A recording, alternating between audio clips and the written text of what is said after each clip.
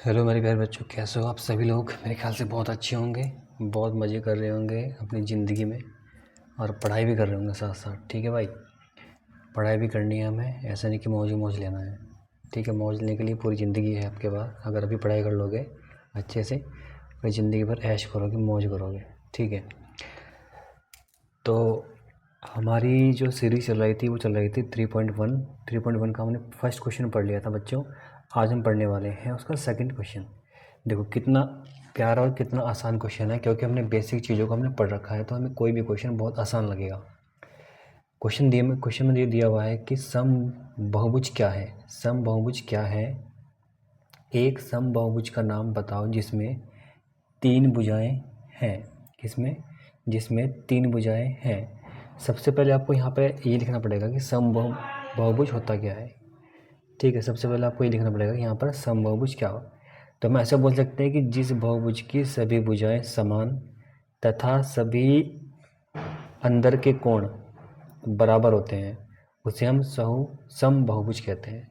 तो इस चीज़ को हम लिख भी सकते हैं यहाँ पर। अगर आप चाहो तो मैं लिख देता हूँ। देखो फटाफट लिखेंगे। जिस बहुभुज की, क्योंकि सम का मतलब एक जैसा, बहुभुज जो भुजाएं, एक जैसी भुजाएं।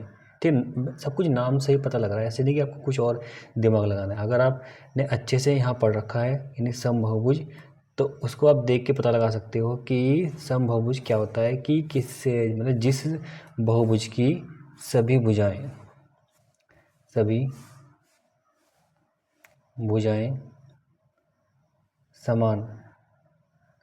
समान तथा, देखो भुजाएं तो समान है, लेकिन उन भुजाओं के साथ अंदर की ओर कोण बनते हैं। मैंने आपको बताया था पहले वाली वीडियो में कि जितने भी हमारी भुजाएं हैं उन सभी में अंदर की तरफ कोण बनते हैं मेरे भाई। क्या बनते हैं? कोण। ठीक है, मैं बताऊंगा मैं कैसे बनते हैं। ठीक है, समान भुजाएं तथा सभी अंदर के कोण, अंदर के बोल सकते हैं, आंतरिक बोल सकते हैं। अंदर के कोण बराबर कैसे होते हैं? बराबर हों उसे समबाहुभुज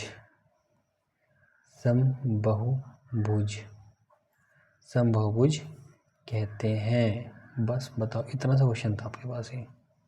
बस क्लियर है बच्चों, कोई दिक्कत नहीं, कोई तकलीफ नहीं, सब देख एकदम मजबूत तरीके से पढ़ रहे हैं। ठीक है, तो पहला क्वेश्चन हमें दिया हुआ है बच्चों यहाँ पर कि आपको बताना है कि एक समभुज का नाम बताओ जिसमें तीन भुजाएं हैं। अगर बच्चों आप ये बताओ, अगर मैं ऐसा कोई आकृति मानूं जिसकी तीन भुजाएं हों।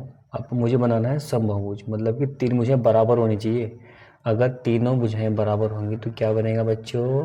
क्या बनेगा? जोर से बोल लो, सारे बोलो। ठीक है, क्या बनेगा? त्रिभुज बनेगा। देखो जरा, मैंने पर बताया था आपको इससे पहले क्वेश्चन में, तीनों जो रेखाएं हैं बराबर होंगी आपस में इस तरीके से। ठीक है, ये तीनों रेखाएं जो हैं बराबर हैं, क्योंकि ये दोनों रेखाएं आपस में बराबर हैं और इसके साथ ये भी आपस में बराबर हैं। तीनों रेखाएं क्या हैं? आपस में बराबर हैं। क्लियर बच्चों, कोई दुख तकलीफ नहीं है किसी को, कोई परेशानी नहीं है। और एक चीज़ तो ये है, तो मैंने बताया सभी भुजाएं समान हैं और सभी अंदर के बने कोण, यानी ये वाले कोण वैसे दिखा रहा हूँ। ये वाले कोण जो है ना, ये वाले कोण भी क्या है? आपस में बराबर होने चाहिए, ये तीनों कोण। यानी इन भुजाओं के अंदर जो कोण बनते हैं बच्चों, ये भी क्या होना चाहिए? बराबर। मान लो कि ये थीटा है तो ये भी थीटा होगा, ये भी थीटा होगा, इस तरीके से समान होने चाहिए। तो समान भुजाएं और उनके बीच में बने जो कोण हैं वो भी समान होंगे ऑटोमेटिक। अगर आपकी भुजाएं समान है ना, अगर आपकी भुजाएं समान है, ये भुजाएं बोलते हैं इनको, ये साइडें जो होते हैं इनको भुजाएं बोलते हैं। भुजाएं ये होती है यहाँ से यहाँ तक। जैसे मान लो कि ए बी सी, तो ए बी आपकी भुजा है, बी सी अलग भुजा है, सी ए अलग भुजा है। तो तीन भुजाओं से मिलकर क्या बनता है? त्रिभुज बनता है। क्वेश्चन दिया है तीन भुजाओं से मिलकर एक आकृति बनाओ। क्लियर बच्चों, कोई परेशानी नहीं है। अगले क्वेश्चन में चलते हैं फटाफट। चार भुजाएं, अब आपको ऐसी आकृति बनानी है जिसकी चार भुजाएं हों, यानी उसकी फोर साइडें हों। जो साइडें हैं कितनी होनी चाहिए, 4 होनी चाहिए। अच्छा सर, ये तो हम आपने पढ़ा रखा है इससे पहले वाले क्वेश्चन में, ठीक है, बहुत आसान है बच्चों। 4 भुजाएं बराबर होंगी, ठीक है। सबसे पहले इस तरीके से, ये इतनी लेंथ, इसके बराबर ये, इसके बराबर ये, और इसी के बराबर ये। इस तरीके से आपको 4 लाइनें खींचनी है, जो कि क्या होंगी, एक तरह का बन आकृति बनाएंगी, और चारों भुजाएं जो होंगी आपस में बराबर होंगी, इस तरीके से बराबर होंगी, ये बराबर, ये बराबर, चारों भुजाएं आपस में बराबर होंगी। ऐसा नहीं कि कोई एक भुजा से अलग होगी। जितनी लेंथ, नाम डाल लो इनके, ठीक है, नाम भी डाल सकते हो आप, ए, बी, सी और डी। तो ए बी की जितनी दूरी है वही दूरी बी सी की है, वही दूरी सी डी की है, वही दूरी डी ए की है। ऐसे नहीं कि अलग अलग है। तो इनकी इस कंडीशन में इनके जो बी यहाँ पे जो एंगल बनते हैं बच्चों, ये वाले जो कोण बन रहे हैं, ये कोण पता है ना, कोण कितने होते हैं वाले, ये वाले, ये होते हैं 90 डिग्री। कितने होते हैं बच्चों, 90 डिग्री। तो चारों कोण कितने एंगल के हैं, 90 डिग्री, 90 डिग्री, 90 डिग्री। और चारों कोणों का योग कितना है, 360 डिग्री, ठीक है। चतुर्भुज, 4 भुजाओं वाले को बोलते हैं चतुर्भुज। तो ये है त्रिभुज, मतलब 3 भुजाएं। ये है चार भुजाएं, तो 1 2 3 4 भुजाएं हैं, तो चतुर्भुज क्या है, चतुर्भुज। तो चतुर्भुज के सभी आंतरिक मतलब अंदर के कोणों का योग कितना होता है, 360। ये कितना होता है, हम आगे बढ़ेंगे, 360। क्लियर, कोई दिक्कत नहीं। अगला क्वेश्चन देखते हैं फटाफट। अगला क्वेश्चन है 6 भुजाएं वाले। अगर 6 भुजाएं खींची जाएं, बताओ फिर, अगर 6 भुजाएं हैं तो क्या होगा। अब बच्चों आपको 6 भुजाएं बनानी है, एक बराबर बराबर। कैसे बनाओगे, जैसे मान लो कि 1 2 बराबर होनी चाहिए, 6 के 6, 3 4 5 6, इस तरीके से। यानी 6 की 6 भुजाएं आपस में बराबर हैं। ये 6 की 6 भुजाएं आपस में बराबर हैं। क्लियर है, कोई दिक्कत नहीं। और जब भुजाएं बराबर हैं तो इनके बीच के जो कोण होंगे ये भी क्या होंगे, बराबर होंगे, ठीक है। ये एंगल क्या होंगे, बराबर होंगे। क्या होंगे, बराबर होंगे। क्लियर, कोई दिक्कत नहीं मेरे ख्याल से। किसी भी बच्चे को यहाँ तक कोई दुख तकलीफ नहीं होगी। आगे चलते हैं, इसके बाद हम अगला क्वेश्चन देखते हैं, ठीक है। जो भुजाएं कितनी है इसमें, A B C D E F. तो ए बी बराबर होगा बी सी के, ये बराबर होगा डी सी के। अभी अगर सही तरीके से बनाता मैं नाप के, तो 4 भुजाएं बराबर आपको दिखती है एकदम। और डी ई जो बराबर होगा वो इसके, मतलब जो कि जितनी भुजाएं हैं इसमें 6 की 6 वो क्या है, बराबर है। और उनके बीच बने कोण भी क्या होंगे, बराबर होंगे। इतनी सी बात अब मेरे ख्याल से आपको समझ में आ चुकी होगी, ठीक है बच्चों। आगे चलते हैं, इसके बाद अगला चीज़ समझते हैं कि अगला क्या दिया है आपकी बुक में। चलिए मेरे बच्चों, मेरे शेरों, आगे चलते हैं। उसके बाद देखते हैं कि अगला टॉपिक क्या दिया आपकी बुक में। दिया हुआ है अगला टॉपिक कि एक बहुभुज के बाह्य मतलब कि बाहरी कोणों की माप का योग कितना होगा, ठीक है। ये आपको दिया गया है, एक बहुभुज के बाह्य कोणों की माप का योग कितना होगा। तो मैं आपको ऐसे बता दे रहा हूँ, बहुत सिंपल है, बहुत आसान चीज़ें हैं ये। अगर आप एक बार ढंग से देखोगे ना, आराम से समझोगे, तो मौज मौज है। अभी आपकी जो देखो बच्चों, अभी मैं आपको समझा रहा हूँ कि अभी जो आपकी उम्र है ना, ये पढ़ने की है। किसकी है, पढ़ने की है। अगर आप चीज़ों को अभी अच्छे से पढ़ लोगे, अगर आप चीज़ों को अभी अच्छे से पढ़ लोगे कि तो आने वाले कल में आपको कोई भी परेशानी नहीं होगी। इतनी सी बात। क्योंकि हमें क्या करना है, हमें पढ़ाई करने की उम्र में मस्ती नहीं करनी है। अगर हमने पढ़ाई करने की उम्र में मस्ती कर ली, ठीक है, तो मस्ती करने की उम्र में फिर मेहनत करनी पड़ेगी आपको, ठीक है। इतनी सी बात को समझो आप। इसलिए अभी हमारा टाइम है, अच्छे से पढ़ना है। अभी 8th क्लास में आप लोग हो, फिर 9th में जाओगे, फिर 10th में। ऐसे ही अगर अभी ध्यान नहीं दोगे पढ़ाई में, फिर आगे आगे दिक्कत होती चली जाएगी, ठीक है। तो हमें अच्छे से पढ़ना है, जम लगा के मेहनत करनी है, ठीक है, दम लगा के, ठीक है। तो एक बहुभुज के बाह्य कोणों की माप का योग हमें बताना है कितना होगा। तो इसका आंसर सेम है, मैंने बता रखा आपको कितना होता है, 360 डिग्री। हम लिख देंगे यहाँ पर आप भी साथ साथ लिखते चलेंगे, किसी बहुभुज के बाह्य कोणों के मानों का योग कितना होता है? 360 डिग्री होता है। कितना होता है?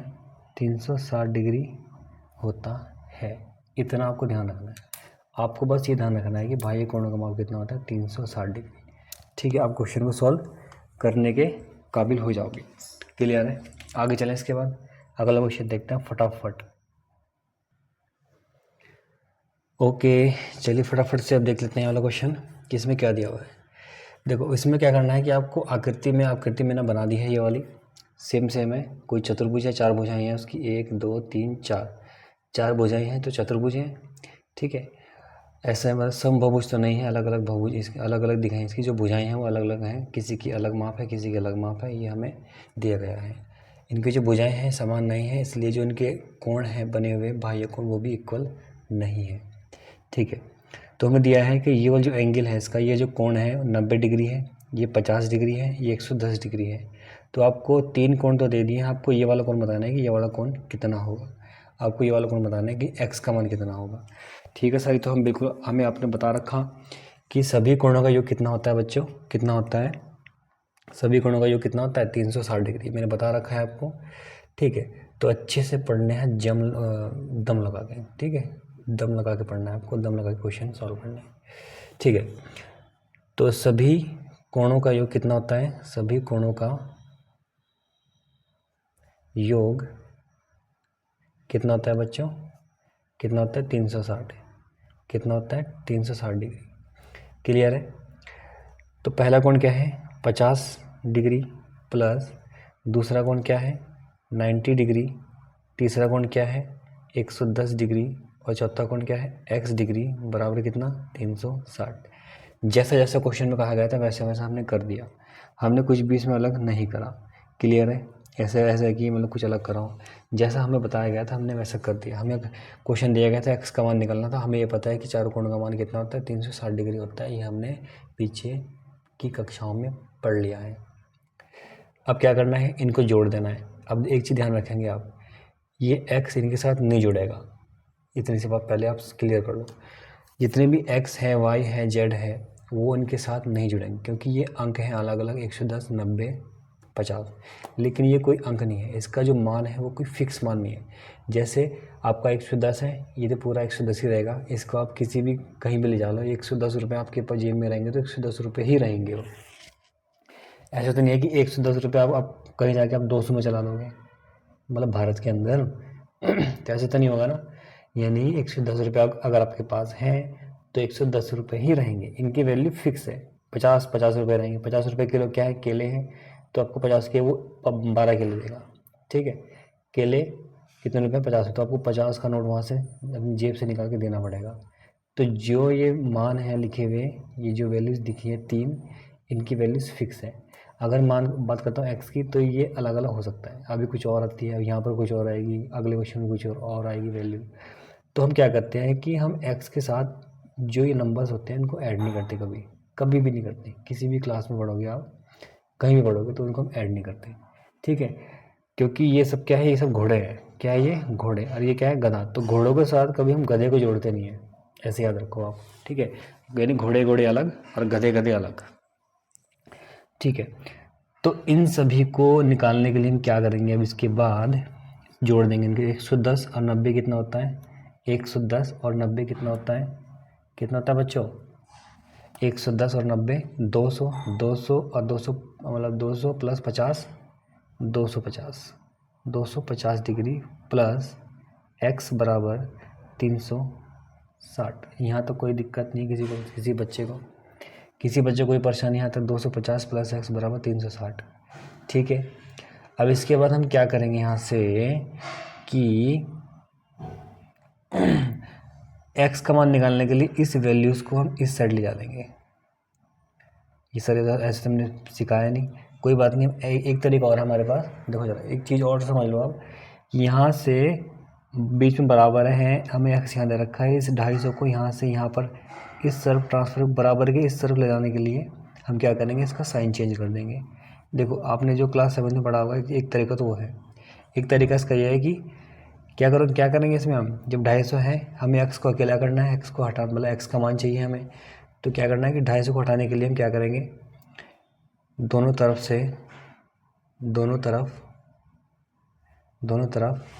250 डिग्री घटाने पर इतना कर लो। तो 250 डिग्री पहले से है, x पहले से हमने 250 डिग्री यहाँ से घटा देंगे और 250 डिग्री हम यहाँ से घटा देंगे ऐसे करके। तो ये कैंसिल हो जाएगा, 250 मान 250 कट जाएगा, x degree is equal to, अब 360 में से जब 250 घटेगा तो कितना बचेगा, वो कितना बचेगा बच्चों, कितना बचेगा 110, कितना बचेगा 110। तो x का मान, x डिग्री का मान आया आपके पास 110 डिग्री, तो x का मान कितना है 110। तो एक तरीका तो यह है करने का। एक तरीका हम जानते हैं कि अगर कोई इस तरीके से हमारे पास इक्वेशन दी होती है तो x का मान निकालने के लिए हम x के साथ जो भी होता है ना, अगर प्लस माइनस में है तो इस साइड जाएंगे, इस साइड जाएगा, प्लस माइनस वाला बराबर के जब इस साइड जाएगा तो उसका क्या होगा, उसका मान ऋणात्मक हो जाएगा, मतलब कि जो साइन है वो कैसा हो जाएगा, माइनस में हो जाएगा। जैसे मैंने क्या किया 360, अब मैं इसको इस साइड ले गया तो ये माइनस का 250 डिग्री हुआ इस तरीके से।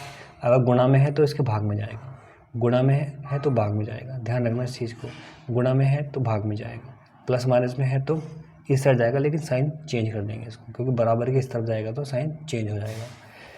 तो x बराबर कितना जाएगा, 360 में से 250 जाएंगे तो 110 डिग्री। तो इस तरीके से भी आप क्वेश्चन को सॉल्व कर सकते हो। क्लियर बच्चों, यहाँ तो कोई दिक्कत तो नहीं किसी को, ठीक है। तो इतना रखेंगे, अब आगे की चीज़ें हम बहुत जल्द पढ़ेंगे आगे। तो वीडियो को अच्छी लगी होगी आपको, चीज़ें सबको समझ में आ रही होंगी अच्छे से, तो वीडियो को लाइक कर दीजिएगा और चैनल को अपना बना लीजिएगा, ठीक है। ओके बच्चों, थैंक यू।